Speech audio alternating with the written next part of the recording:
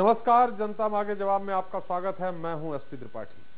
दोस्तों, मई के महीने में छत्तीसगढ़ का सियासी पारा चढ़ा हुआ है।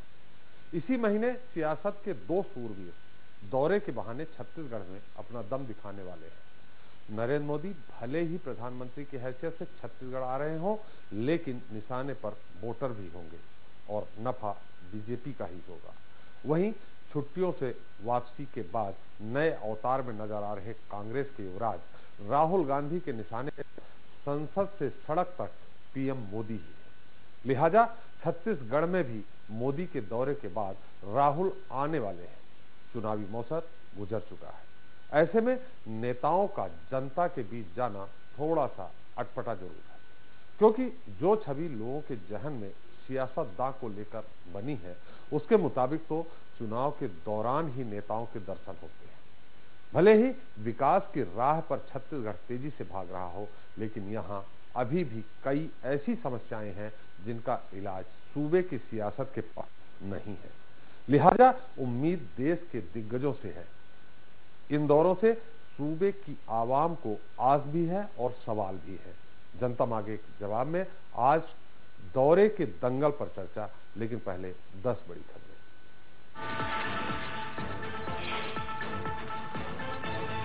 प्रधानमंत्री नरेंद्र मोदी के दौरे को लेकर दंतेवाड़ा में प्रशासनिक तैयारी पूरी, सुरक्षा के पुख्ता इंतजाम। मई के आखिर में राहुल भी आएंगे छत्तीसगढ़। आज जनता मांगे जवाब में दौरे के दंगल पर चर्चा। मुख्यमंत्री शिवराज सिंह चौहान मंत्रियों और अधिकारियों की लेंगे क्लास, विभागों की होगी समीक्षा, अफसरों से करेंगे 1-to-1। पन्ना हादसा मामले में परिवहन मंत्री भूपेंद्र सिंह ने आरटीओ को दी क्लीन चिट, नियमों में किया बदलाव, 15 साल पुरानी बसों को बंद करने के निर्देश, छोटी बसों को होगी 75 किलोमीटर तक की परमिशन। भोपाल में एनएसआई कार्यकर्ताओं ने व्यावसायिक परीक्षा मंडल घोटाले के खिलाफ किया प्रदर्शन, पुतला दहन को लेकर पुलिस के साथ हुई झूमाझटकी।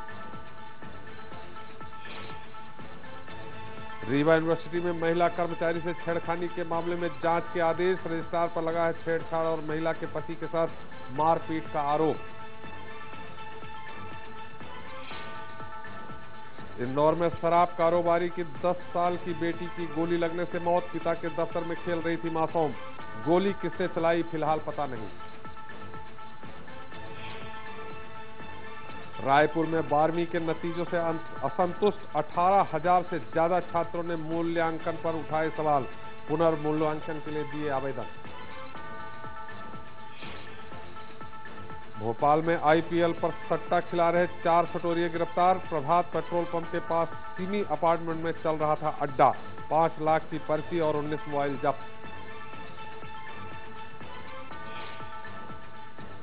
ग्वालियर में प्री मानसून मेंटेनेंस के नाम पर होगी बिजली कटौती, शहर में 20 दिनों तक रोजाना 6 घंटे नहीं मिलेगी बिजली।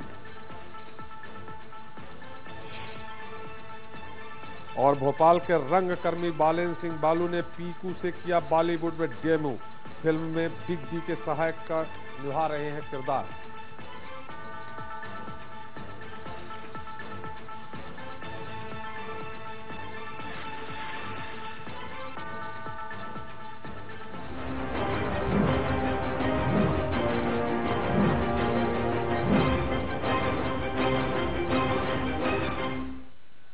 तो चुनावी सीजन में सियासी दौरे रहते हैं, नेता आते हैं, बड़े वादों का सब्जबाग दिखाकर वापस लौट जाते हैं। लेकिन इस बार हालात जुदा हैं। चुनाव गुजर चुके हैं, लिहाजा हकीकत की जमी पर आरजुओं को परवाज मिलना भी लाजमी है। बीजेपी के लिए हालात मुफीद हैं, तो कांग्रेस में भी कलह को छोड़ दिया जाए तो पार्टी अपना विपक्ष का किरदार बखूबी निभा रही है। लेकिन सियासत में जो दिखता है वैसा होता नहीं है, और आज जो होता है वैसा दिखता नहीं है। राजनीति के केंद्र में आए छत्तीसगढ़ में मई में सहमात का खेल शुरू होने वाला है।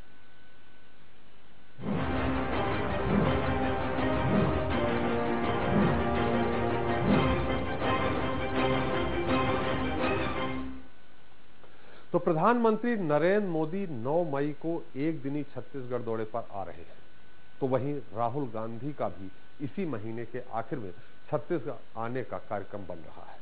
मतलब बीजेपी का जवाब देने के लिए कांग्रेस भी तैयार बैठी है। कांग्रेस के सूत्र तो ये भी बता रहे हैं कि जिस तरह मोदी बस्तर में जाकर गरजेंगे, राहुल गांधी भी जब आएंगे तो उनकी सभा बस्तर में ही कराई जाएगी। इसके माने समझे जा सकते हैं कि मोदी के उद्बोधन का प्रभाव बस्तर के लोगों के जहन से कांग्रेस जल्द ही खत्म कर देना चाह रही है। छत्तीसगढ़ में चुनावी मौसम गुजर चुका है और इस मौसम में पहले 2 सीजन यानी विधानसभा और लोकसभा में भले ही बीजेपी को नफा हुआ हो, लेकिन निकाय चुनाव में उसे नुकसान ही उठाना पड़ा है। पार्टी साख के मुताबिक प्रदर्शन नहीं दोहरा पाई। वहीं गुटबाजी के बीच भी कांग्रेस अपना असर छोड़ने में कामयाब रही है। ऐसे में मई की तपती दोपहरी में फिर छत्तीसगढ़ का सियासी पारा चढ़ने वाला है। केंद्र की राजनीति के 2 दिग्गज धान के कटोरे में अपना अपना दम दिखाने वाले हैं। प्रधानमंत्री नरेंद्र मोदी के दौरे को लेकर बीजेपी में खुशी है, सरकार गदगद है। वजह साफ है कि मोदी गर्जना जब बस्तर के बीहड़ों में होगी तो फायदा सियासी भी होगा। मोदी का बस्तर दौरा 26,000 करोड़ के निवेश की सौगातों को लेकर तो मायने रखता ही है, इस दौरे के राजनीतिक मायने भी कम नहीं हैं। जिस बस्तर की जीत से 2013 चुनावों से पहले छत्तीसगढ़ में सरकार बना करती थी, उस बस्तर में बीजेपी के पास फिलहाल 4 विधानसभा सीटें ही हैं। मतलब बस्तर के 12 विधायकों में से 8 कांग्रेस के हैं। हालांकि छत्तीसगढ़ में विधानसभा चुनाव में अभी लंबा वक्त है, लेकिन नरेंद्र मोदी के बस्तर दौरे के इतने तो सियासी मायने जरूर हैं कि जब मोदी बस्तर में कांग्रेस को ललकारेंगे तो उसका असर काफी वक्त तक रहेगा। सरकार भी मान रही है कि मोदी का बस्तर दौरा ऐतिहासिक है। हालांकि जिन एमओयू पर प्रधानमंत्री के सामने करार होगा, उसे मुख्यमंत्री बस्तर के विकास के लिए काफी अहम मान रहे हैं। ये भी सच है कि प्रदेश में विकास के बहाने भी तो राजनीति होती है। बड़ा मैसेज प्रधानमंत्री जी का है कि 24,000 करोड़ का एक ऐसा बड़ा अभियान की शुरुआत कर रहे हैं जो बस्तर के विकास के नए दरवाजे खोल देगा। और जैसे नगरनार का स्टील प्लांट अंतिम चरण में है, 2016 में उसका उत्पादन शुरू हो जाएगा। और दूसरा फिर झिलमिली का जो प्रोजेक्ट आ रहा है, ऐसे प्लांट आने से सैकड़ों हजारों लोगों को डायरेक्ट इनडायरेक्ट एम्प्लॉयमेंट मिलेगा और बस्तर का लोहा बस्तर में ही उपयोग होगा। छत्तीसगढ़ में हुए नगरीय निकाय चुनाव में बीजेपी को कांग्रेस से पटखनी मिली थी। कहा तो ये भी गया कि नरेंद्र मोदी की अगुवाई में बीजेपी का विजय रथ छत्तीसगढ़ में आकर थम गया। ऐसे में इस फायदे को कांग्रेस कहीं से भी हाथ से नहीं जाने देना चाह रही। दिल्ली गए भूपेश बघेल ने इस दौरे को देखते हुए राहुल गांधी से छत्तीसगढ़ आने को कहा और राहुल तैयार भी हो गए। कांग्रेस के विश्वस्त सूत्रों की माने तो इसी महीने के आखिर में राहुल गांधी छत्तीसगढ़ के दौरे पर आ सकते हैं और बस्तर में उनकी जनसभा हो सकती है। कांग्रेस उपाध्यक्ष राहुल गांधी इसी क्रम में छत्तीसगढ़ के गरीबों, छत्तीसगढ़ के किसानों, छत्तीसगढ़ के मजदूरों की आवाज को बुलंद करने के लिए छत्तीसगढ़ के प्रवास पर आ रहे हैं। प्रदेश कांग्रेस अध्यक्ष भूपेश बघेल को राहुल गांधी जी के दौरे का कार्यक्रम बनाने की जवाबदारी सौंपी गई है। इस कार्यक्रम को जैसे ही अंतिम रूप दिया जाएगा, हम आपको इसके बारे में सूचित करेंगे। छत्तीसगढ़ विधानसभा चुनावों से पहले भी नरेंद्र मोदी ने धुआंधार प्रचार किया था। जवाब में राहुल गांधी भी आए थे और जमकर निशाना साधा था। अब फिर से राहुल गांधी आक्रामक मूड में नजर आ रहे हैं। ऐसे में नरेंद्र मोदी के बाद राहुल गांधी का दौरा बीजेपी को कांग्रेस का करारा जवाब होगा। लेकिन ऐसे में सवाल ये भी है कि क्या इस दौरे से खेमों में बटी पार्टी एक हो पाएगी? वहीं क्या दुनिया में अपनी जय जयकार कराने वाले पीएम मोदी लाल आतंक का पर्याय बन चुके नक्सलियों पर कसने का कोई मंत्र दे पाएंगे? और इन सब के बीच दौरों से उम्मीद की आस लगाए सूबे की आवाम को क्या वाकई कुछ हासिल हो पाएगा या ये सिर्फ सियासी दौरे में सिमट कर ही रह जाएंगे? रायपुर से एक्सप्रेस रिपोर्टर सत्य प्रकाश के साथ आशीष तिवारी। तो जब दिग्गज करे दौरा, गरमाए सियासत, उम्मीदों से मिले परवाज तो सवाल उठते हैं। मोदी के दौरे से नक्सली समस्या का निकलेगा समाधान? राहुल के आने से खत्म होगी कांग्रेस की गुटबाजी?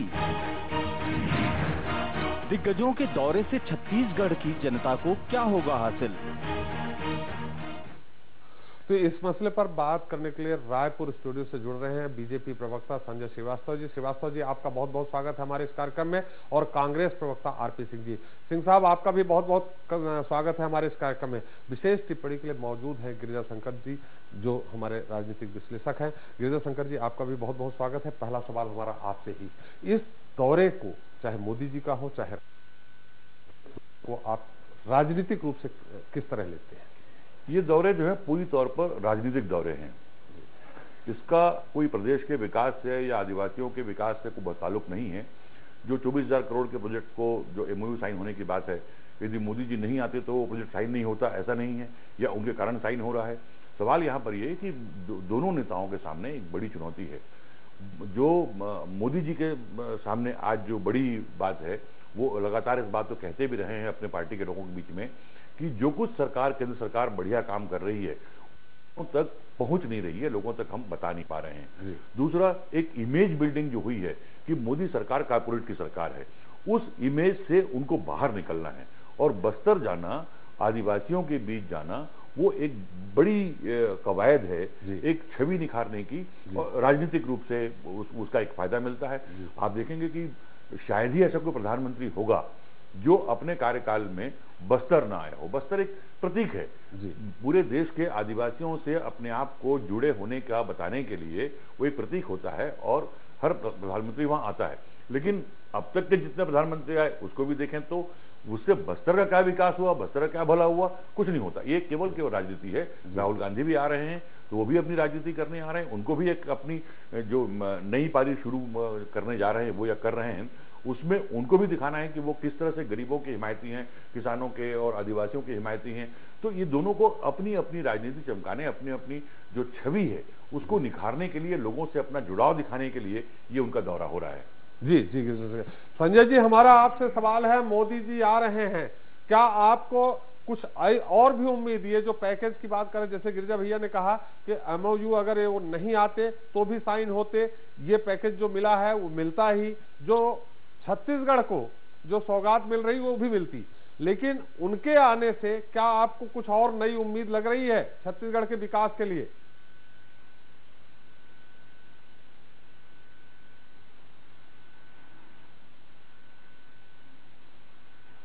देखिए त्रिपाठी जी, सबसे पहले मैं ये बात कहना चाहूंगा कि जिस तरीके का विश्लेषण गिरिजा शंकर जी ने किया है, मुझे ऐसा लगता है कि एक सही विश्लेषण नहीं है।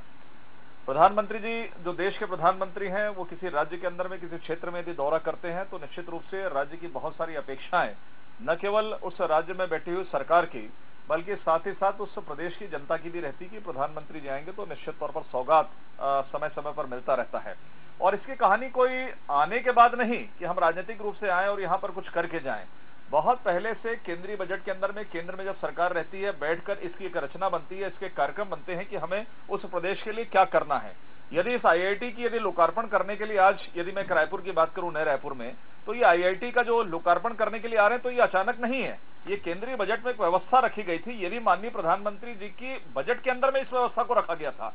इसलिए मुझे ऐसा लगता है कि प्रधानमंत्री जी या मुख्यमंत्री जी या कोई देश के केंद्रीय मंत्री आते हैं तो केवल राजनीतिक रूप से लाभ लेने के लिए काम करते हैं, ऐसा नहीं है।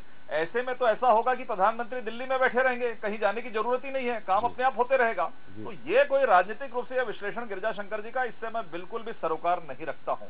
लेकिन अब जहां तक प्रधानमंत्री जी के दौरे का मामला है, निश्चित रूप से बस्तर जो एक हमारा ऐसा सेंसिटिव क्षेत्र है जिसकी चर्चा पूरे देश के अंदर में होती है, और वास्तव में बस्तर के विकास के लिए सरकार को प्रतिबद्ध होना चाहिए, सरकार प्रतिबद्ध रहती है।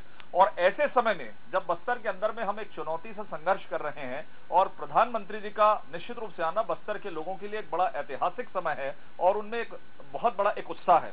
और यदि संक्षिप्त में कहूं तो निश्चित रूप से एक बड़े परिवर्तन की दिशा में हम आगे बढ़ रहे हैं। ये दौरा उनका कंप्लीट होने के बाद इस दिशा में आगे बढ़ेगा और मैं ये कह सकता हूं कि जिसके बारे में आगे और चर्चा करेंगे, जिन उद्योगों को लेकर जो एमओयू को लेकर चर्चा हम अभी करेंगे, कि एक ये कह सकता हूं कि बस्तर की इकोनॉमी में एक बहुत बड़ी छलांग इस पूरे दौरे के बाद में लगेगी और एक बहुत बड़े रोजगार के अवसर और बहुत बड़ी संजय जी हम आपको थोड़ा सा रोकेंगे। किस तरह की छलांग लगेगी, नंबर एक। दूसरा, इस समय छत्तीसगढ़ की जो सबसे ज्यादा समस्या है जिससे छत्तीसगढ़ जूझ रहा है वो नक्सलवाद की समस्या है। ऐसी स्थिति में क्या केंद्र सरकार कोई दखल देगी, कोई विशेष पैकेज देगा जो अभी तक पैकेज मिल रहा, या वहां पे सेना को पहुंचाने का कोई पहल करेगी? इस तरह के नक्सलवाद जैसी समस्या से निपटने के लिए कोई पहल होगी क्या?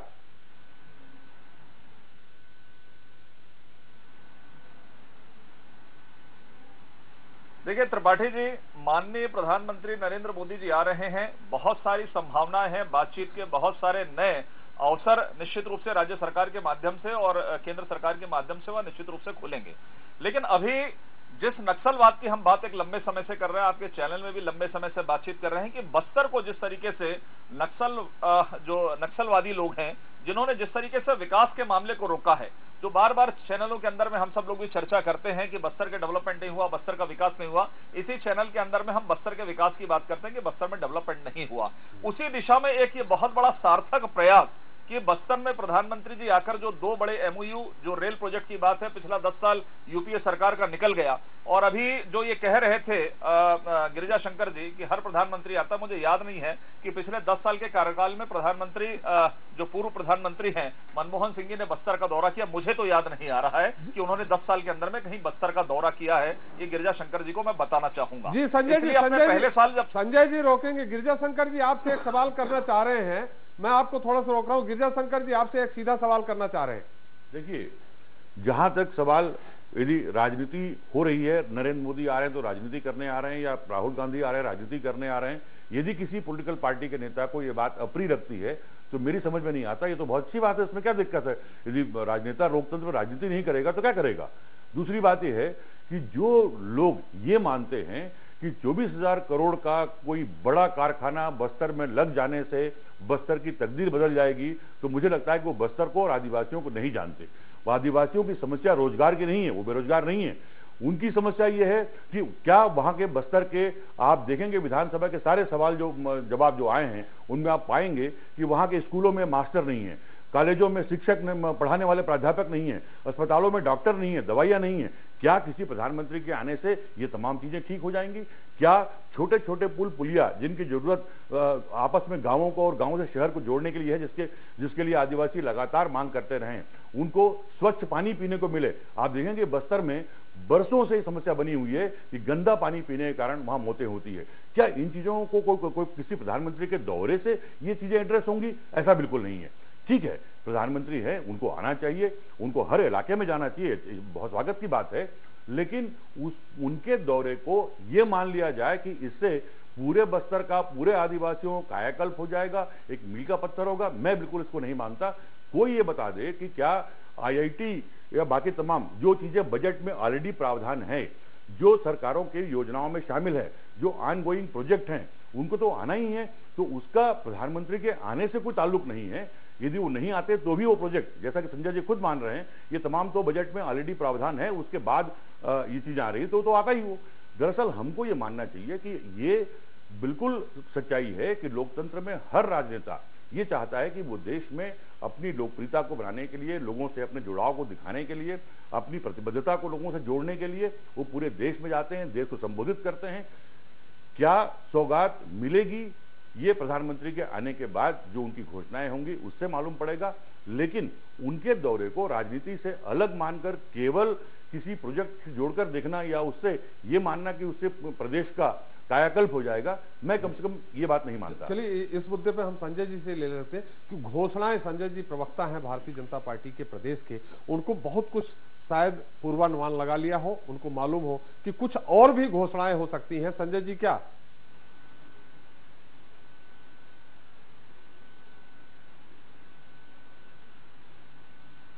देखिए, सबसे पहले त्रिपाठी जी, जिस विषय को लेकर गिरिजा शंकर जी ने कहा, यदि उस पर चर्चा करेंगे तो एक बहुत लंबी चर्चा हो जाएगी। जी। आपने कहा कि राजनीतिक दल के रूप में यदि कोई व्यक्ति आता है राजनीतिक दल का, तो निश्चित रूप से राजनीति होती है, और यदि अपनी सरकार की उपलब्धियों को लेकर यदि हम जनता के बीच में जाकर अपनी इमेज बनाते हो, तो मुझे ऐसा लगता है इसमें कहीं कोई दिक्कत की बात नहीं है। लेकिन एक बात मैं कहना चाहूंगा कि स्थितियां परिस्थितियां बदलती हैं।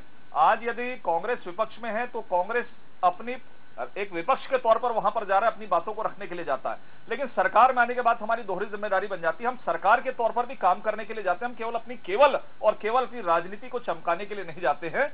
हमारा यह प्रयास रहता है कि हम अपने सार्थक कामों के साथ में जाकर, अपनी उपलब्धियों के साथ में जाकर जनता के मन में अपना स्थान बनाए। मुझे ऐसा लगता है इसमें कहीं कोई दिक्कत की बात नहीं होना चाहिए, जो आपने भी स्वीकार किया है।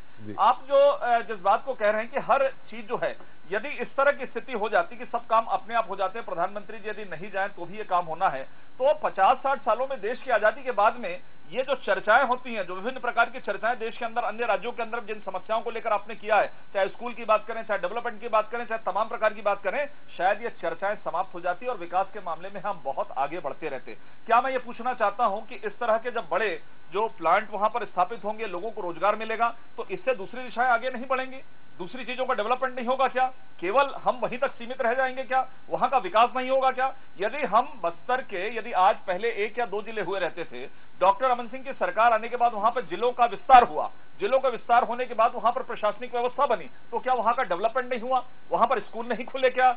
जो पहले की स्थिति थी कांग्रेस के समय की, उससे कहीं बेहतर स्थिति बनी कि नहीं? नक्सलवाद एक अलग समस्या हो सकती है। नक्सलवाद का एक दूसरा स्वरूप यह भी है कि जब सरकार वहां काम करने के लिए जाती, आज प्रधानमंत्री नरेंद्र मोदी जी की यात्रा है, आखिर मैं आपसे पूछना चाहता हूं कि नक्सली हैं, वो क्यों उसका विरोध कर रहे हैं?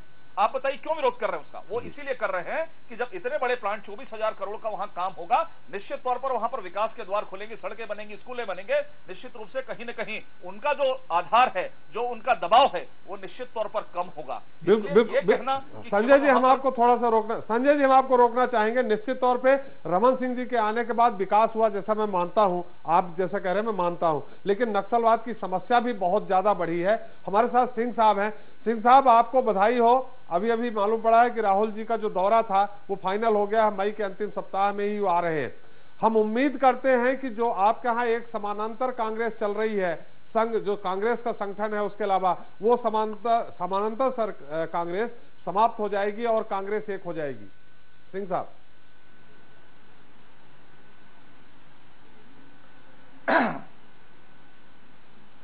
त्रिपाठी जी, आपने लगभग 25 मिनट का समय मेरे मित्र को दिया है। मैं उम्मीद करता हूं 15 मिनट का समय आप मुझे देंगे। जी। अभी तक की जो चर्चा हुई है, मैं लौट को वहीं आना चाहूंगा, बाद में आपके प्रश्न का जवाब दूंगा। 25 मिनट गिरिजा शंकर जी और संजय जी मिलकर लिए हैं। सिंह साहब, 25 मिनट गिरिजा शंकर जी और संजय जी के साथ है। पार्टी की सरकार। जी त्रिपाठी जी, त्रिपाठी जी, ये मुद्दे पे आ जाए ना, भारतीय जनता पार्टी सवाल की नहीं, सरकार, आपके सवाल का जवाब नहीं देंगे। भारतीय जनता पार्टी की सरकार बस्तर के लोगों को छलांग आज से नहीं लगवा रही है। ये 1990 से बस्तर के लोगों को छलांग लगवा रही है, जब आदरणीय सुंदरलाल पटवा जी मध्य प्रदेश का मुख्यमंत्री हुआ करते थे। ये भटक गए। आज दिलमिली में जिस मेगा स्टील प्लांट की बात की जा रही है, 90 में वहां पत्थर कढ़ाया था आदरणीय सुंदरलाल पटवा जी ने, और प्लांट वहां लगने वाला था मुकुंद स्टील प्लांट। वो पत्थर आज भी गड़ा है, लोग आते हैं और चले जाते हैं, लेकिन प्लांट नहीं लगा।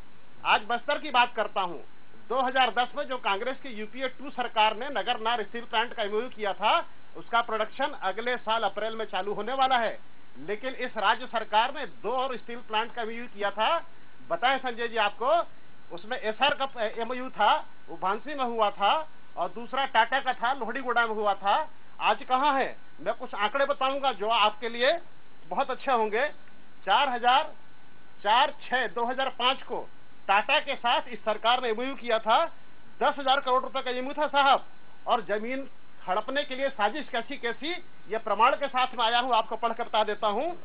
उस समय टाटा ने कहा था कि 2,500 एकड़ जमीन की आवश्यकता है हमारे प्लांट के लिए, जो बाद में बढ़ाकर चुपके से 2,500 हेक्टेयर कर दी गई। मतलब जमीन बढ़कर 2,500 एकड़ से 6,172 करोड़ हो गई। ये जमीन की बंदरबाट है साहब, किसान को अपने ही मालिक से मजदूर बनाने की साजिश है। दूसरा एमओयू इस सरकार ने किया 3/7/2005 को, इसके लिए 1,500 एकड़ जमीन की आवश्यकता बताई गई थी एसआर के लिए। एसआर को जमीन दे दी गई। आज 10 साल हो गए, एक नींव का पत्थर नहीं लगा। आखिर इस सरकार की उद्योगपतियों से इतनी मित्रता क्यों है, जब 2013 भूमि अधिग्रहण बिल यहाँ लागू हो चुका है और जिसमें स्पष्ट है कि यदि आपने 5 साल के अंदर वहां उद्योग नहीं लगाया तो आप उस जमीन वापस कर दीजिए। सरकार वापस क्यों नहीं करती? मैं भारत शासन का राजपत्र लेकर आया हूं आपके लिए, उसको पढ़ के सुनाता हूं। इसमें भाग 2 सिंह साहब मैं थोड़ा सा 33। सिंह साहब मैं आपको रोकना चाहूंगा। निश्चित तौर पे आप जो आंकड़े हैं आपके पास, जो सत्ता पक्ष पे आप बार करना चाहते हैं उसको मैं सुनूंगा, लेकिन आप जरा थोड़ा सा गौर करें। हमारा सवाल ये था, हमारी उम्मीदें ये थी कि जो समानांतर कांग्रेस चल रही है वो एक धारा पे बहने लगेगी, ऐसा मुझे उम्मीद है। वो सवाल है मेरा।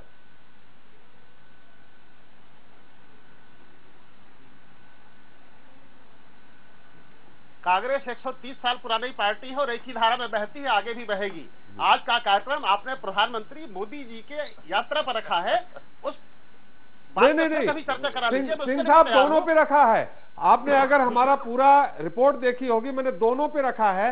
राहुल जी के दौरे पे रखा है। मैंने ये भी कहा है कि अगर बस्तर में मोदी जी गरजेंगे तो राहुल जी आएंगे और उनकी गर्जना को वहीं समाप्त करने का प्रयास करेंगे। कहाँ आप उस चक्कर में पड़ गए हो? जी आप दोनों लोग महानुष से हमारे साथ, सिंह साहब और श्रीवास्तव जी हमारे पास है सूरजपुर राहुल जी का कार्यक्रम। हम आप दोनों लोग रोक, हमारे पास सूरजपुर से एक दर्शक है जो आप लोग सवाल करना चाह रहे थे। सौरभ जी अपना सवाल करें। जी मेरा सवाल ये है कि जब राहुल गांधी आ रहे हैं और मोदी आ रहे हैं तो क्या कांग्रेस वालों को क्या तकलीफ है कि उनके दौरे पे अपनी बात बोल रहे हैं? नहीं, क्या आपका सवाल क्या है? मैं ये चाहता हूँ कि मेरा सवाल ये है कि कांग्रेस को क्या तकलीफ है कि मोदी जी आ रहे हैं, उनसे क्या तकलीफ? नहीं, उनको तकलीफ नहीं। ठीक है, मैं अपने सिंह साहब से और गिरिजा शंकर से उसका उत्तर ले लूंगा। जी सिंह साहब, आप उत्तर दे रहे थे कि समानांतर सरकार, वो समानांतर जो कांग्रेस चल रही है वो एक हो जाएगी, ये हमारा सवाल था।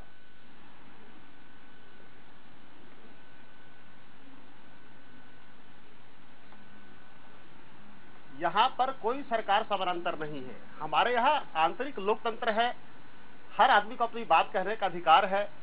भारतीय जनता पार्टी जानबूझकर ऐसी बातों को हवा देती है, मीडिया में जानबूझकर उसे पब्लिश करवाती है ताकि लोगों का ध्यान भटकाया जा सके।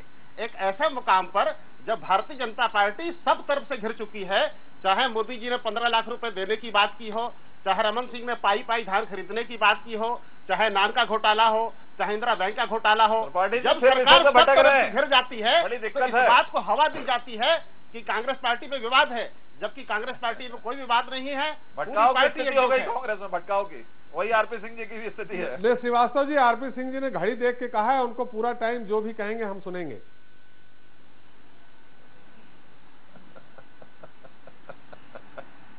अरे तो भटक क्यों रहे? पूरा समय ले, आधे घंटे का ले, भटक क्यों रहे हैं? जी सिंह साहब, कोई भटकाव नहीं, थोड़ा सा मुद्दे पे पार्टी में है। सिंह साहब, अलग कंट्रोल रूम बन गया है, अलग मोबाइल पे नंबर डायल करने के लिए कहा जा रहा है। मैं नाम नहीं ले रहा हूं किसी का। आपके अध्यक्ष, आपके नेता प्रतिपक्ष बार बार 10 जनपद जा रहे हैं, बता रहे हैं। अरे आपके अध्यक्ष कार्रवाई क्यों नहीं करते हैं? प्रदेश अध्यक्ष, आपके हाईकमान कार्रवाई क्यों नहीं करती है? 15 साल सत्ता से बाहर रहने के बाद भी क्या अभी नहीं सबक सीखेंगे? उन पे कार्रवाई हो जाएगी। हाईकमांड जब कोई शिकायत हो और साथ में उसके तथ्य हो तो कार्रवाई करे। जब चुनाव होंगे, ये हाईकमांड ने फैसला सुनाया है तो हर आदमी अपनी तैयारी करता है। मैं आपसे पूछना चाहता हूं इसमें क्या गलत है? रही बात भूपेश बघेल और नेता प्रतिपक्ष जी के दिल्ली जाने की, तो भूमि अधिग्रहण से संबंधित जो भी जानकारी, जो भी शिकायतें, चाहे बस्तर की हो, चाहे चापा की हो, चाहे इसको टोक्यो अपने का पावर प्लांट अपने का सरगुजा की हो, ये सारे तथ्यों की साथ में लेकर इसकी जानकारी देने के लिए वो हाईकमान के पास गए थे, ना कि संगठन चुनाव के संबंध में गए थे। जी सिंह साहब, आपका जो जवाब है समाप्त हो गया है। मैं आगे बढ़ूं क्या?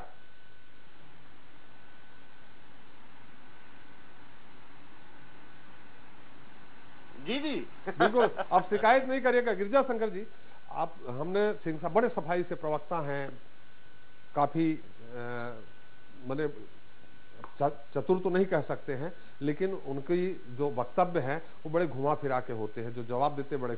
हमारा एक सीधा सा उनसे सवाल था कि जो एक, आप भी जानते होंगे, आप छत्तीसगढ़ के राजनीति से रग रग से वाकिफ हैं, कि कांग्रेस वहां 2 नहीं 3 धड़ों में एक तरह से बटी हुई है। ऐसी स्थिति में अगर राहुल जी का दौरा होता है और डांट पिला के, समझा के, बैठ के अगर एक कांग्रेस को कर देते हैं, तो संभवतः जो नगर निगम, नगर पालिका के चुनाव में जिस तरह रिजल्ट आए हैं, तो हो सकता है 2018 में थोड़ी अच्छी उम्मीद कांग्रेस को बने। देखिए, सिंह साहब जो है कांग्रेस के अच्छे प्रवक्ता हैं। उन्होंने बीजेपी के खिलाफ, बीजेपी सरकार के खिलाफ तो काफी कुछ सामग्री उन्होंने प्रस्तुत कर दी, लेकिन अपनी ही पार्टी में जो उनकी समस्याएं हैं उससे वो रूबरू होना नहीं चाहते, क्योंकि वो शायद उनका जो पद है वो उनको इजाजत नहीं देता इस बात की। कांग्रेस की दिक्कत तो 2003 से शुरू हो गई, जब सरकार से बाहर हुई पार्टी, और उसके बाद अजीत जोगी और संगठन का जो मुखिया है, उन दोनों के बीच की तनातनी को यदि कोई भी कांग्रेस का नेता या कोई और यदि कहता है कि ऐसा कुछ नहीं है, तो सिवा अपने आप को भ्रम में रखने के कुछ नहीं है। ये सारी दुनिया को मालूम है, बच्चों को मालूम है कि क्या हालात चल रहे हैं, और लगातार इस बात की शिकायतें और तमाम चीजें वो हाईकमांड के पास होती रही। हाईकमांड लगातार इस पर इंटरवेन भी करता रहा, लेकिन उसके बावजूद मुझे लगता नहीं कि राहुल गांधी के आने से उन हालातों में कोई परिवर्तन होगा, या उन हालातों को ठीक करने के लिए राहुल गांधी आ रहे हैं, वो नहीं है। राहुल गांधी का आना उनकी अपनी राजनीति है, उनको अब एक राष्ट्रीय नेता के रूप में अपने आप को स्थापित करना है। उनको बताना है कि वो एक मजबूत विपक्ष के नेता के रूप में लोगों की समस्याओं को, लोगों के जो दिक्कतें हैं उनसे वो जुड़ रहे हैं। ये उनका अपना एक्सरसाइज है। उससे कांग्रेस की गुटबाजी खत्म होगी, बिल्कुल नहीं मानता मैं। यदि कांग्रेस की गुटबाजी को, और खासकर जो समानांतर कांग्रेस चलने वाली जो समस्या है, उसको यदि कांग्रेस हाईकमान चाहता तो बहुत पहले उसका हल निकल सकता था। उसके लिए राहुल गांधी को आने की कोई जरूरत नहीं, मतलब खुद नहीं चाहता हाईकमान। तो राहुल गांधी, मुझे लगता है कि वो अपने जो अपनी छवि है उसके लिए वो आ रहे हैं। वो ये बताना चाह रहे हैं कि पूरे देश में घूम कर कि वो एक बड़े विपक्षी दल के नेता हैं, और उनको अपनी जो लोकप्रियता है उसको स्थापित करना है। जाहिर है कि उस वक्त कांग्रेस के नेताओं की बात होगी, कांग्रेस हाईकमांड को जो निर्णय लेना है। गिरिजा शंकर जी, हम थोड़ा सा रोकेंगे। हमारे साथ एक माना से दर्शक हैं जो अपना सवाल करना चाहते हैं। राजा जी, अपना सवाल करें। जी, मैं ये बोलना चाहता था जी, जैसा कांग्रेस का भी 10 साल राज था केंद्र में जी, तो किसानों का कोई ध्यान ही नहीं था। अब बीजेपी आए हैं तो किसान बोल रहे हैं, तो वही बोल रहा था कि 10 साल से कुछ नहीं किया किसान के प्रति। जी बिल्कुल, ये हम आपका उत्तर सिंह साहब से जरूर लेंगे। हमारे साथ एक और रतलाम से हैं शेरू पठान जी। शेरू जी, अपना सवाल करें।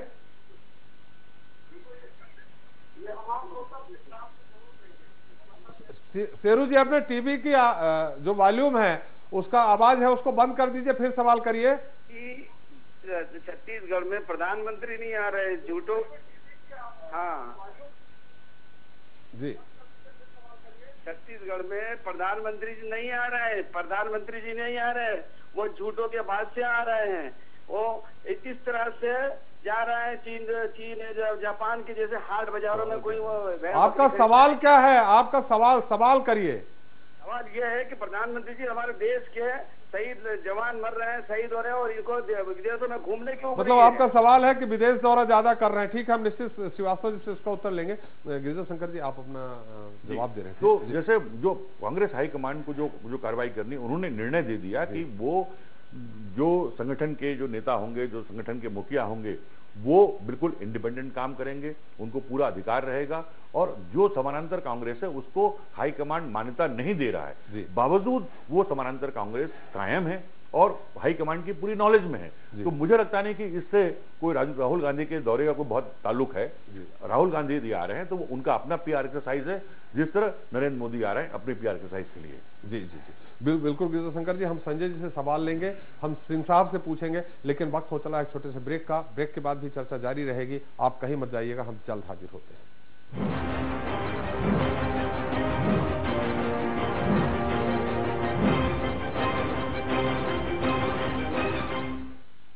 लाइन है 5 प्रोजेक्ट में शुभ अवसर, स्वामित्व के साथ लाभ ही लाभ। सीएक औद्योगिक क्षेत्र, धार्मिक पर्यटन, सीएक agro, energy capital of India, सीएक सैटेलाइट सिटी भोपाल। सिर्फ 2 से 3 लाख के पेमेंट कर शेष 2 से 5 साल की किश्तों में। सिएट 26 वर्षों से प्रतिष्ठित मध्य प्रदेश की सफल स्थानीय कंपनी। अधिक जानकारी के लिए संपर्क करें कॉन्टैक्ट 9098991000।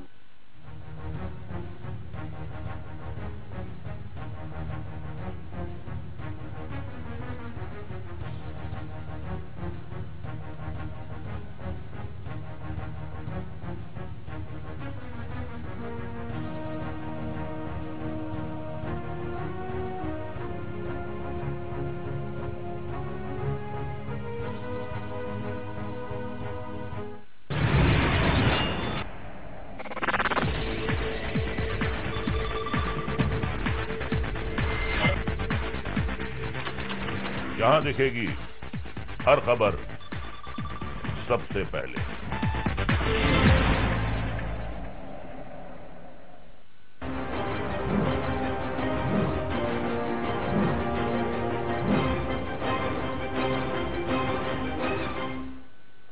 ब्रेक के बाद आपका एक बार फिर स्वागत है। आज चर्चा हो रही है दौरे के दंगल पर। ब्रेक में जाने के पहले हमारे कई दर्शकों ने हमारे कांग्रेस प्रवक्ता छत्तीसगढ़ के और भारतीय जनता पार्टी के प्रवक्ता से सवाल किए थे।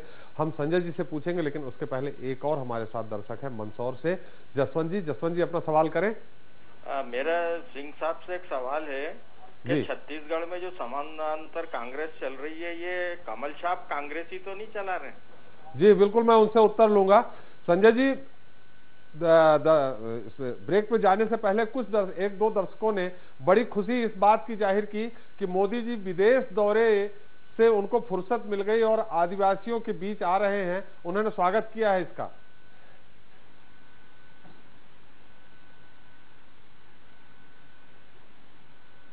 जी जी देखिए त्रिपाठी जी, मैं कहना चाहूंगा कि विदेशों के दौरे किन परिस्थितियों में होते हैं, किन मुद्दों को लेकर होते हैं, उसकी जानकारी हमारे सम्मानित दर्शकों को, शायद दर्शक जिन्होंने सवाल किया है उनको होनी चाहिए। विदेश की जो हमारे विषय रहते हैं वो एक अलग विषय हैं, क्योंकि हमारे दुनिया भर के देशों के साथ में संबंध होते हैं, व्यावसायिक संबंध होते हैं, तमाम प्रकार की चीजें होती हैं, इसके लिए दौरे होते हैं। लेकिन बस्तर का जो मामला है जिस पर चर्चा आज हो रही है, निश्चित तौर पर मैं खुद इस बात की उपलब्धि मानता हूं, क्योंकि मैंने अभी इस बात को कहा था कि इंदिरा जी के बाद यदि कोई बस्तर में आया है तो माननीय नरेंद्र मोदी जी आए हैं। और कोई पिछले 10 वर्षों के दौरान बड़े दुर्भाग्य की बात है कि जब ये सब नक्सलवाद, जिस नक्सलवाद की बातचीत हम कर रहे हैं, जिस तमाम प्रकार की बात कर रहे हैं, उसमें कभी भी 10 सालों के अंदर में यूपीए सरकार के प्रधानमंत्री मनमोहन सिंह जी ने कभी भी बस्तर की ओर झांक कर नहीं देखा है। इसलिए पहले ही अपने साल के अंदर में बस्तर में आ रहे हैं। निश्चित रूप पर एक बड़ी कार्य योजना को लेकर वो यहाँ पर आ रहे हैं। जो हमारे सामने पहले से प्रस्तावित है 24,000 करोड़ रुपए की जो योजना है वो तो है ही। हम उम्मीद करते हैं निश्चित तौर पर आने के बाद बहुत सारी, उदाहरण के तौर पर जिसकी बात गिरिजा शंकर जी कर रहे थे कि शिक्षा के क्षेत्र की बातचीत है या रोजगार के मामले को लेकर, निश्चित रूप से उनका एक कार्यक्रम एजुकेशन सिटी को भी लेकर है। बच्चों से भी बातचीत करेंगे, वहां की शिक्षा व्यवस्था को लेकर भी माननीय नरेंद्र मोदी जी उन लोगों से बातचीत करने वाले हैं, छात्रों से बात करने वाले हैं। लाइवलीहुड कॉलेज की बात है, रोजगार से संबंधित मामले हैं, इन मामले को भी लेकर माननीय नरेंद्र मोदी जी बातचीत करेंगे। एक व्यापक दृष्टिकोण के साथ में नरेंद्र मोदी जी जिस तरीके से पिछले 10-11 महीनों से देश के अंदर में काम कर रहे हैं, लोग उंगली उठा रहे हैं। संजय जी, हम आपको थोड़ा सा रोक रहे हैं। आपसे सीधे एक दर्शक मनेन्द्रगढ़ से सवाल करना चाह रहे हैं। अतीक जी सवाल करें। मैं सिंह साहब से भी सवाल करना चाहूंगा, दोनों लोगों से, संजय भैया से भी। जी संजय भैया, मेरे को एक बात नहीं समझ में आती है कि जब चुनाव होता है तो राशन कार्ड बसावक बनना चालू हो जाते हैं जी, और चुनाव खत्म होते ही गरीब लोगों को राशन कार्ड काट दिया जाता है। फिर अभी नया सर्कुलर आया 7 किलो का। मतलब ये किस से सरकार ये क्यों ऐसा कर रही है? मतलब खाली जीतने के लिए राशन कार्ड बनाया जाता है क्या? जी। और सिंह साहब से क्या है सवाल? सिंह साहब से एक ही सवाल है जी कि कांग्रेस में अभी तक एकजुटता की नाम माप के स्थिति है, और जब भी कोई चीज ऐसी बात आती है वो सुलझाने के सिवा कुछ नहीं करते हैं, सुलझाते ही नहीं है, वो चल देते हैं दिल्ली। बिल्कुल। मैं अतीक जी, मैं आपको विश्वास दिला दूं, मैं सिंह साहब से पूछूंगा आपकी तरफ से, लेकिन उत्तर आपको मिलेगा नहीं। हमारे साथ एक और रायपुर से दर्शक है, कृष्णा जी अपना सवाल करें। नमस्कार जी, सवाल करें। हाँ भैया, मैं ये बोल रहा था कि प्रधानमंत्री जी आ रहे हैं जी, तो क्या बस्तर में वहाँ की नक्सलवाद समस्या समाधान हो जाएगा क्या? चलिए श्रीवास्तव जी वो अपना जवाब दे ही रहे थे, मोदी जी के विदेश दौरे को लेकर दे रहे थे, छत्तीसगढ़ के खासकर बस्तर के विकास को लेकर दे रहे थे। हम ये सवाल भी संजय जी के साथ ही जोड़ देते हैं। संजय जी आप अपना उत्तर पूरा करें।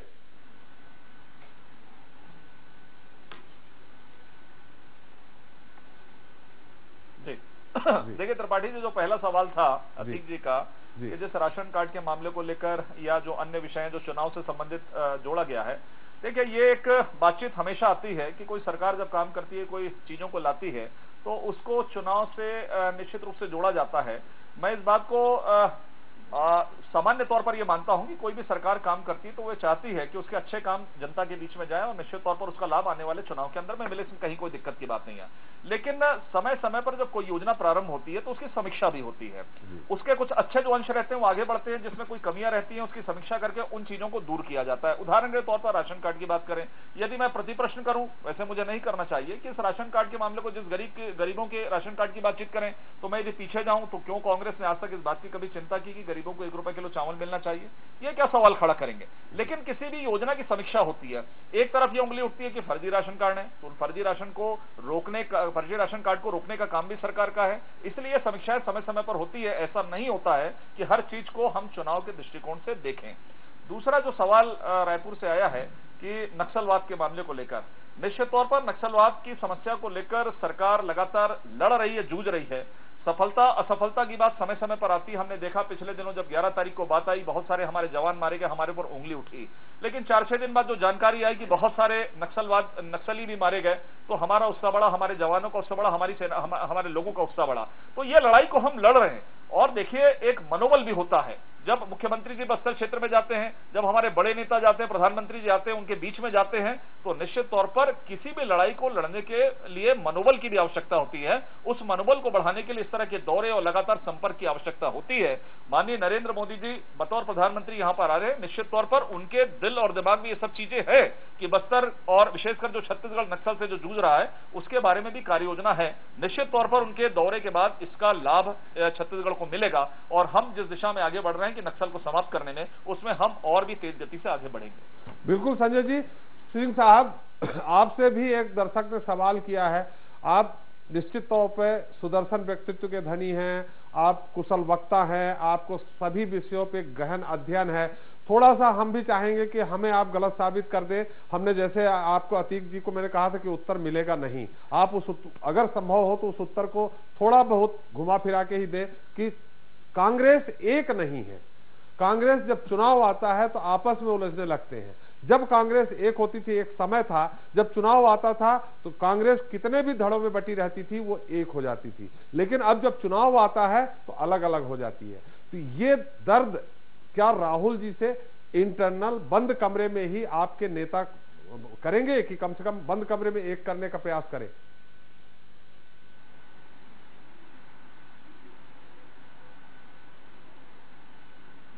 त्रिपाठी जी, मैं शुरुआत करता हूं। आपका एक दर्शक मानस है, उन्होंने प्रश्न पूछा था राधा जी ने कि आखिर कांग्रेस पार्टी की सरकार 10 साल केंद्र में थी, हमने किसानों के लिए क्या किया। मैं शुरुआत वहां से करता हूं, फिर आपको प्रश्न तक आऊंगा। हमने इस देश में किसानों का 72,000 करोड़ रुपए का ऋण माफ किया। हमने अंग्रेजों का भूमि अधिग्रहण का जो काला कानून था, खूंटा गाड़ा कानून, उस कानून को उखाड़ फेंका और हमने 2013 में एक नया कानून लाया। मोदी जी की सरकार, इसकी पूर्ववर्ती एनडीए सरकार किसानों की इतनी हितैषी रही है, मैं आपको बताना चाहूंगा। एनडीए सरकार 1990 से लेकर 99 से लेकर 2004 तक धान के समर्थन मूल्य में मात्र 60 रुपए की वृद्धि की थी। 490 रुपए से 550 रुपया। आपने क्या किया? 1-2 की सरकार थी, आपने क्या किया? उसने 550 रुपए से इसको बढ़ाकर 900 रुपया किया और यूपीए 2 की सरकार ने इसको बढ़ाकर 900 रुपए से 1330 रुपये किया। मोदी जी की सरकार ने मात्र 50 रुपए की वृद्धि की है। ये इनकी चिंता है किसानों के प्रति। सवाल नंबर 2, एक दर्शक ने आपको पूछा था कि जो लोग प्रदेश में समानांतर कांग्रेस चला रहे हैं, क्या वो फूलछाप है या उसके पीछे बीजेपी है? तो जब प्रदेश की जनता ऐसे प्रश्नों को उठाने लगती है तो मैं नहीं समझता कि हमें इस बात का जवाब देने की आवश्यकता है। रही बात जो आपका प्रश्न था, मूल प्रश्न, मैं उस पर आता हूं कि ये बार बार मीडिया के माध्यम से प्रदेश में प्रचारित किया जाता है कि छत्तीसगढ़ कांग्रेस में टूट है। मध्य प्रदेश में हम 14 नगर निगम में से 14 नगर निगम के चुनाव हार गए। यहाँ बीजेपी 10 में से 6 नगर निगम चुनाव हार गई। हमारी नगर पालिका, नगर पंचायत में जीत की संख्या ज्यादा है। यहाँ तक कि मुख्यमंत्री का क्षेत्र जहां से वो विधायक हैं और उनके पुत्र चिरंजीव अभिषेक सिंह सांसद हैं, वहां पे जिला पंचायत की 22 में से 19 सीटें हमने जीती है और वहां जिला पंचायत का अध्यक्ष हमारा है। तो ये भारतीय जनता पार्टी और ये कांग्रेस की तुलना है।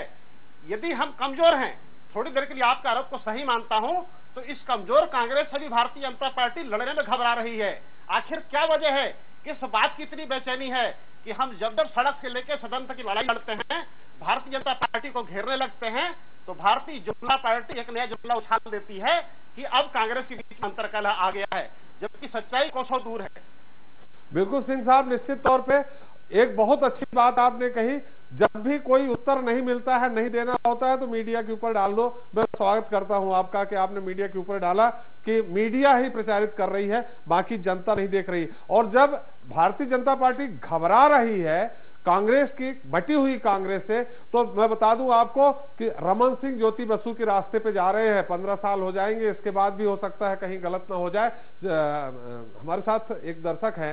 दर्शक क्या है, हमारे पूर्व विधायक है अरुण तिवारी जी, जो बिलासपुर से अपना सवाल करना चाहते हैं। अरुण जी, आपका सवाल, आपका बहुत बहुत स्वागत है। आपका सवाल कांग्रेस से है कि भारतीय जनता पार्टी से है? बेहतर है आप कांग्रेस से ही सवाल करें तो बेहतर रहेगा। जी, मेरा सवाल कांग्रेस से ही है। जी, मैं आरपी सिंह जी से तो क्या भूपेश बघेल जी से भी जानना चाहता हूं जी कि हमारे यहाँ पर 5 साल तक आम कांग्रेस कार्यकर्ता बहुत मेहनत करता है जी, बहुत मेहनत करता है, धरना प्रदर्शन आंदोलन सब, लेकिन ठीक चुनाव के समय एक व्यक्ति जिसको आरपी सिंह जी भी जानते हैं, संजय भी जानते हैं जी, जो कभी अपने आप को पूर्व मुख्यमंत्री नहीं कहलाते जी, वो हरदम कहलवाते हैं प्रथम मुख्यमंत्री जी। ये प्रथम मुख्यमंत्री क्या कांग्रेस पार्टी के अंतिम मुख्यमंत्री भी रहेंगे? क्या हमारे कांग्रेस कार्यकर्ताओं को कोई अगला मुख्यमंत्री नहीं मिलेगा? जब तक ये प्रथम मुख्यमंत्री रहेंगे, माफ करिए, आरपी सिंह क्या, भूपेश जी क्या, टीएस बाबा क्या, कांग्रेस पार्टी की सरकार नहीं बन पाएगी। अजीत जोगी जैसे व्यक्ति के द्वारा इस तरीके की चीजें की जाती है। बिल्कुल। अरुण जी, आप अभी जिला कांग्रेस के अध्यक्ष हैं वहाँ? मैंने अरुण जी, आप जिला कांग्रेस के अध्यक्ष हैं? मैंने अजीत जोगी जी के कारण ही। अरुण जी, आप मेरी आवाज सुन पा रहे हैं क्या? हाँ, मैं सुन रहा हूँ। आप जिला कांग्रेस अध्यक्ष हैं वहाँ क्या अभी? मैंने जिला कांग्रेस कमेटी के अध्यक्ष पद से इस्तीफा दे दिया है अजीत जोगी के कारण। बिल्कुल, तो आप पूर्व ही रहेंगे लगता है अगर इस तरह स्पष्ट बोलेंगे तो। हाँ, मैं पूर्व रहना अच्छा चाहता हूँ, बजाय कांग्रेस पार्टी के साथ गद्दारी करने के। जी जी, मैं राहुल गांधी के साथ गद्दारी नहीं करना चाहता, सोनिया जी के साथ गद्दारी नहीं करना चाहता। आम कांग्रेस कार्यकर्ताओं के साथ गद्दारी नहीं करना चाहिए। रमन सिंह से दोस्ती निभाने के लिए त्रिपाठी जी, मैं आपके न्यूज एक्सप्रेस के माध्यम से कहना चाहता हूँ जी, अभी 4 दिन पहले ही अजीत जोगी जी मरवाई क्षेत्र में आए हेलीकॉप्टर में जी, शादी समारोह में जी, अजीत जोगी जी को हेलीकॉप्टर किसने उपलब्ध कराया? सरकार ने या किसी उद्योगपति ने? क्यों कराया? कोरबा जाते तो हेलीकॉप्टर में, ये बाकी लोग को क्यों नहीं मिलता हेलीकॉप्टर? पूर्व मुख्यमंत्री तो मोतीलाल वोरा जी भी। बिल्कुल तिवारी जी, आपने जो सवाल किया है हम सिंह साहब से, आप भी उम्मीद करते होंगे हम उत्तर नहीं ले पाएंगे। बहुत कुशल वक्ता है वो, बिल्कुल हम, लेकिन फिर भी हम प्रयास करेंगे उनसे कि ये उत्तर ले सके। लेकिन एक कांग्रेस कार्यकर्ता का दर्द था, वो मैंने बता दिया। जी तिवारी जी, हम फिर अगली चर्चा में आपके साथ करेंगे। आपने हमारे साथ सवाल किया, आपका बहुत बहुत स्वागत है। हमारे साथ जो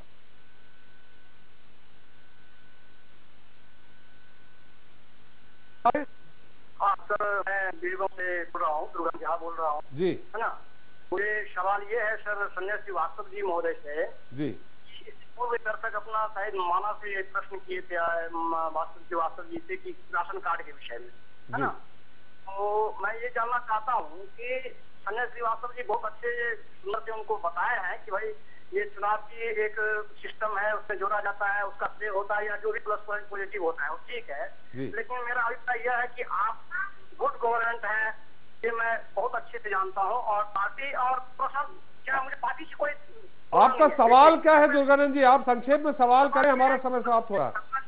सवाल ये है कि राशन कार्ड की जो समस्या है जी, जो है जनता को बेवकूफ बनाने की किया है। जी जी जी, बिल्कुल आपका सवाल आ गया है, मैं संजय जी से उसका उत्तर ले लूंगा, लेकिन हम उसके पहले जो अरुण तिवारी जी ने, एक पूर्व कांग्रेस अध्यक्ष, पूर्व विधायक ने, जो कांग्रेस का जिस तरह से गुटबाजी हुई है वहां, उसका जो दर्द उन्होंने बयां किया है, हम गिरिजा शंकर जी आपसे इसे संक्षिप्त टिप्पणी जानना चाहेंगे। देखिए, ये हो सकता है कि अरुण तिवारी जी का वो व्यक्तिगत मसला हो, लेकिन इस बात से कोई इंकार नहीं हो सकता कि कांग्रेस पार्टी के अंदर दो पैरेलल जो ताकत लगातार काम करती रही हैं और ओपनली काम कर रही हैं।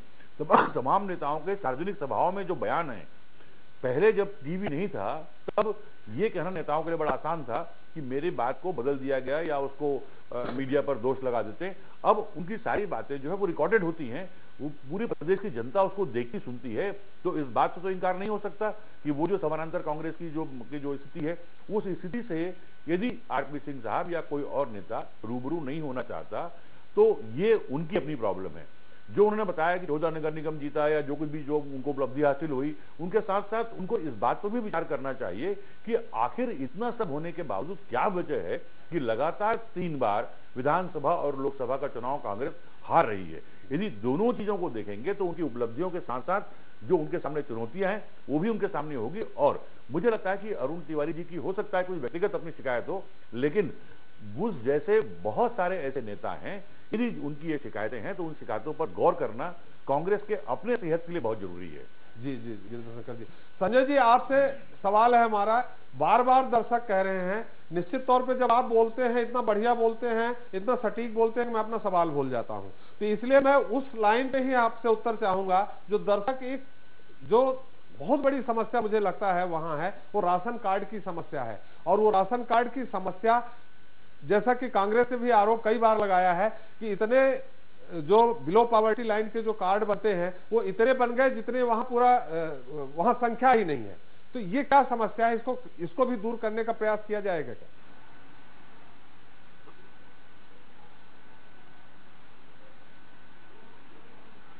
देखिए त्रिपाठी जी, इस बात को मैं बताना चाहूंगा 1 से 1.5 मिनटों के अंदर में कि क्या राशन कार्ड का क्या मामला है।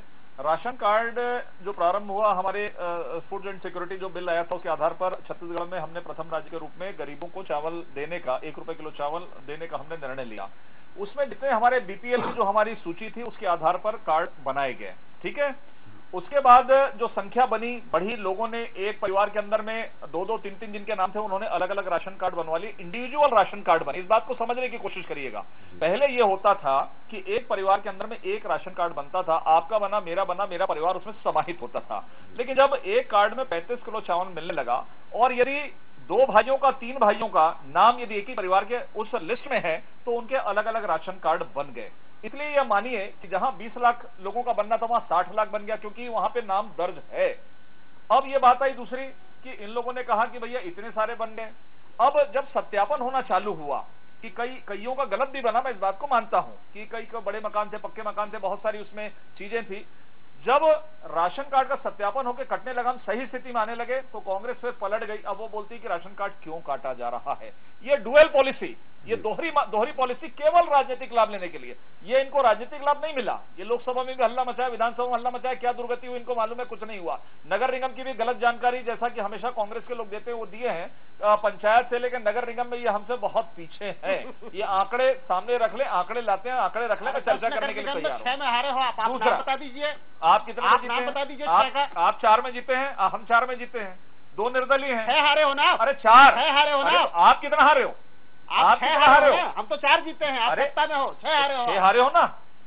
बिल्कुल त्रिपाठी जी, मैं विषय पे आना चाह रहा था, हम आपके पास आएंगे, हमारे संजय जी का उत्तर हो जाने दीजिए। मैं ये कहना चाह रहा था कि जो राशन कार्ड, ये देखिए, ये हमारी सरकार की उपलब्धि है। 2-5% लोगों को तकलीफ इसलिए हो रही है, मैं मानता हूं इस बात को, कि जिनके पहले कार्ड थे, लेकिन सत्यापन, वेरिफिकेशन जब हुआ तो वेरिफिकेशन में जिनके घर बड़े पाए गए, जिनके पक्के मकान थे, तमाम प्रकार की जिनके पास गाड़ियां थी, उनके राशन कार्डों को काटा गया। अब ये हो सकता है कि 1-2% जो जायज है उनके भी राशन कार्ड कट गए होंगे, लेकिन उसके लिए भी कलेक्ट्रेट के अंदर में एक व्यवस्था, उसका सत्यापन हो रहा है, लोगों को बुलाया जा रहा है। कुल मिलाकर इतनी बड़ी योजना जिसमें हजारों करोड़ रुपए सरकार का लग रहा है, सरकार की यदि यह मंशा रहती कि लोगों को राशन नहीं देना है तो इतनी बड़ी योजना लेकर हम नहीं आते, जो कि आज कई राज्यों के अंदर में यह लागू नहीं है, और इसकी नकल करके, इसका पालन करके कई कांग्रेस के सरकार के लोगों ने भी करने का प्रयास किया। इसलिए सरकार के इसमें कहीं कोई ऐसी बातचीत नहीं है, लेकिन राशन कार्ड एक ऐसा मामला है कि एक बड़ा मामला है, तो उसमें 2-4% हो सकता है, लेकिन उसका धीरे धीरे करके सत्यापन हो रहा है और उसका निराकरण लगातार किया जा रहा है। जो दर्शक हैं, यदि उनको भी तकलीफ है तो मैं उनसे सलाह देना चाहूंगा कि वो कलेक्ट्रेट में जाकर या मुझसे भी व्यक्तिगत रूप में मिलकर उसका निराकरण करवा सकते हैं। यदि नियमों के अंतर्गत आएगा तो दुनिया की कोई ताकत उनके राशन कार्ड को रोक नहीं सकती, ये सरकार की ओर से मैं कह सकता हूं। बिल्कुल संजय जी, आपने बहुत हमारे दर्शकों को आपने जो आपने अपील की, जो आपने उनको विश्वास दिलाया कि आपसे भी मिल सकते हैं, आप उनके लिए समय निकालेंगे न्यूज एक्सप्रेस के माध्यम से, आपने कहा, आपका मैं आभारी हूं।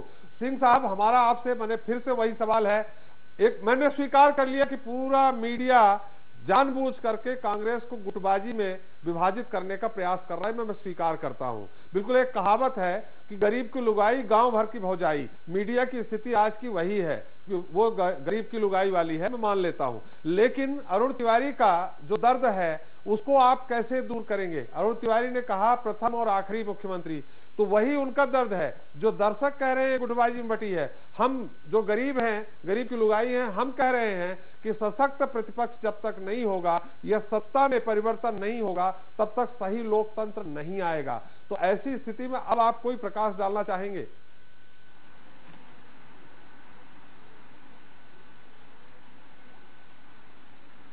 त्रिपाठी जी, सबसे पहले आपने जो कहा उसका आपत्ति उठाता हूं। इस पूरे कार्यक्रम की रिकॉर्डिंग आपके पास है। मैंने कभी भी कांग्रेस में गुटबाजी का आरोप मीडिया पर नहीं लगाया। मैंने ये कहा कि सत्ताधारी भारतीय जनता पार्टी के लोग मीडिया का दुरुपयोग करके लोगों के बीच में इस बात को फैलाते हैं, पर मेरी आपत्ति हम मीडिया को आरोप लगाते हैं। जी। बात नंबर 2, आदरणीय अरुण जी ने बिलासपुर से जो भी अपना दुख दर्द आपके साथ साझा किया, हमारी सहानुभूति इनके साथ है। आपके साथ भी, आपके साथ भी साझा किया। तो एक सार्वजनिक मंच पर पार्टी के अंदर की बातों को नहीं किया जाता है, ये प्राथमिक ज्ञान उन्हें होना चाहिए। यही ज्ञान वो अजीत जोगी जी मैं आप कह रहा हूं ना, उनके साथ हमारी पूरी सहानुभूति है। सिंह साहब गिरजाशंकर जी कुछ सवाल करना चाह रहे हैं। साहब, जो आपने ज्ञान तिवारी जी को दिया है कि ऐसी बातों को सार्वजनिक रूप से नहीं करना चाहिए, तो क्या यही ज्ञान आप अजीत जोगी जी और तमाम दूसरे जो बड़े नेता उनको भी देंगे?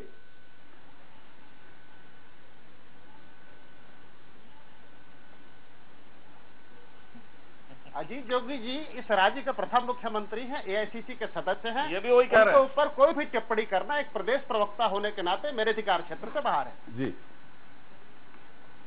जी, आगे आप जो कह रहे थे, बाद में आपत्ति आ जाएगी, समय कम।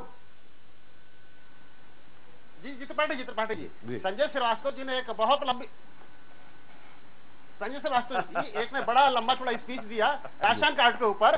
17 लाख गरीब थे 2003 में जब हमारी सरकार यहां से गई, आज 72 लाख कार्ड बना दिए गए। ये सरकार उसी समय क्यों जागती है जब चुनाव खत्म हो जाते हैं? क्या चुनाव होने से पहले इनकी सरकार ने कभी राशन कार्डों का सत्यापन कराया? नहीं कराया। आज यदि 72 लाख यदि कार्ड बने हैं, एक परिवार में 4 लोग हैं, मतलब 2 करोड़ 88 लाख कार्ड बने हैं, तो ये राशन कौन खा रहा है? नाग घोटाले में जो हर महीना 300 करोड़ रुपए की बंदरबाट होती थी, ये पैसा क्या वहां नहीं जाता था? ये सारा खेल जो है गरीबों को राशन को हड़पने का था। जब हम केंद्रीय खाद्य सुरक्षा अधिनियम लेके आए थे, मुझे याद है, और आपके कैमरे ने इसको कहीं ना कहीं रिकॉर्ड भी किया होगा, माननीय मुख्यमंत्री जी ने कहा था कि हमारे यहाँ का गरीब कटोरी में चावल नहीं खाता, थाली में खाता है। अब थाली में खाने वाला गरीब, जिसको आप 35 किलो चावल देते थे, उससे आप 7 किलो दे रहे हैं। यही आदरणीय मोदी जी जब यहाँ आए थे विधानसभा चुनाव से पहले, तो इन्होंने कहा था राज्य और केंद्र में बीजेपी की सरकार हो तो विकास तेजी से होता है। आज 100 स्मार्ट सिटी की लिस्ट घोषणा कर दी गई है। इस प्रदेश से मैं आपको बताऊं, एक भी शहर इस लायक नहीं माना गया है जो स्मार्ट सिटी के लिए उस 100 में शामिल हो। मोदी जी ने जितने वादे इस प्रदेश की जनता से किए थे, उसका जवाब उन्हें देना चाहिए। 21 रुपए धान खरीदने की बात हुई थी, आज सरकार उस पर चुप क्यों है? आज 300 रुपए बोनस देने की बात हुई थी, सरकार उस पर क्यों चुप है? आज धान की खरीदी पर लिमिट क्यों लगाया जा रहा है, सरकार उस पर क्यों चुप है? और ये जो सिंह साहब हमारा समय समाप्त हो रहा है। मैं चाहूंगा कि बिल्कुल संक्षेप में संजय जी भी कुछ कहना चाह रहे हैं। निश्चित तौर पे संजय जी से मेरा अनुरोध है कि मुश्किल से 10 से 15 सेकंड में संजय जी का भी उत्तर चाहूंगा।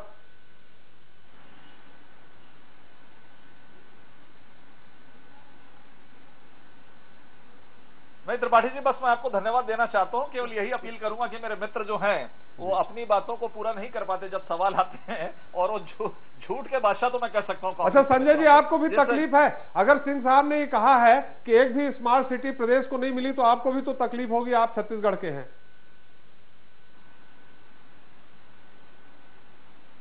नहीं ऐसा नहीं है ना, वही तो कह रहा हूं। अभी अधिकृत तौर पर इसकी घोषणा